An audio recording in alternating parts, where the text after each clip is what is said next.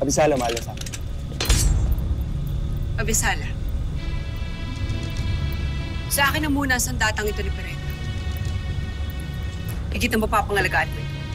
Kayong masusunod, mahal na sangre.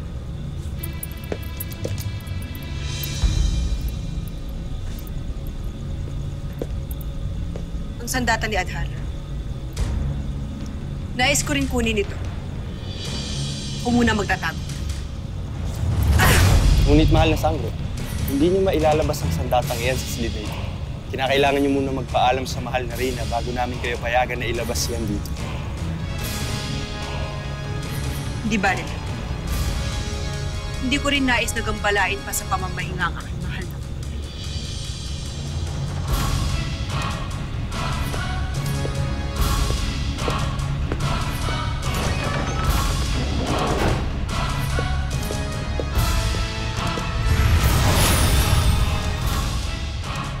Sayang na sandata. Ngunit may ibang panahon pa para maangkin kita.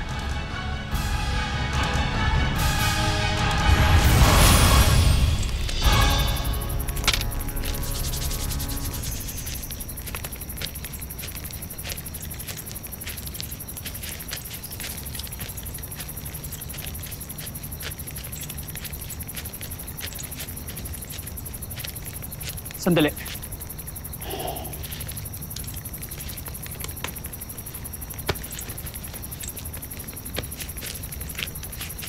Mas na. Para sa inyo. Para hindi kayo ginawin.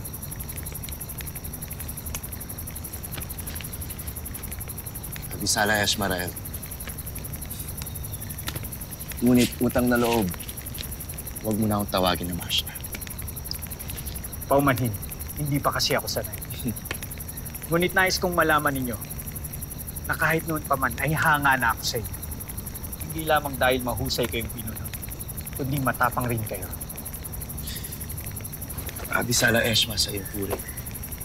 Nagtataka lang ako. Sa kabila ng lahat ng nangyari, ay narito pa rin kayo sa Lireo. Huwag niyo sanang mamasamain. Ngunit napahiya kayo sa mga naganap, lalo na tinanggalan pa kayo ng katungkulan. Marahil kung ako ang nasa lugar ninyo, umalis na ako rito na may galit.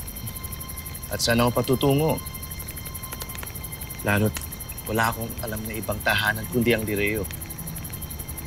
Kaya ba, di bali na lang masaktan ang inyong loob? Kawal, nagkasala ako. Kaya karapat-dapat lang sa akin. Ngunit, kakamatay ko ito kung lilisan ako sa bayang Simblangan. Pagkat narito sa Lireo ang mga diwatang minahal ko at itinuring na pamilya. Kaya paano ako magiging masaya kung ako'y lalayo at alis? Ano mang rangya o laki ng tahanan titiran ko, ay tiyak na hindi makakapawi sa sakit at lungkot na maramdaman ko. Kapag ako ay lumayo sa Lireo, sa tahanan dugo at pawis ang pinuhunan ko. Kaya paano ako aalis? Saan ako patutungo? Wala. Walang masihigit pa si Lireo.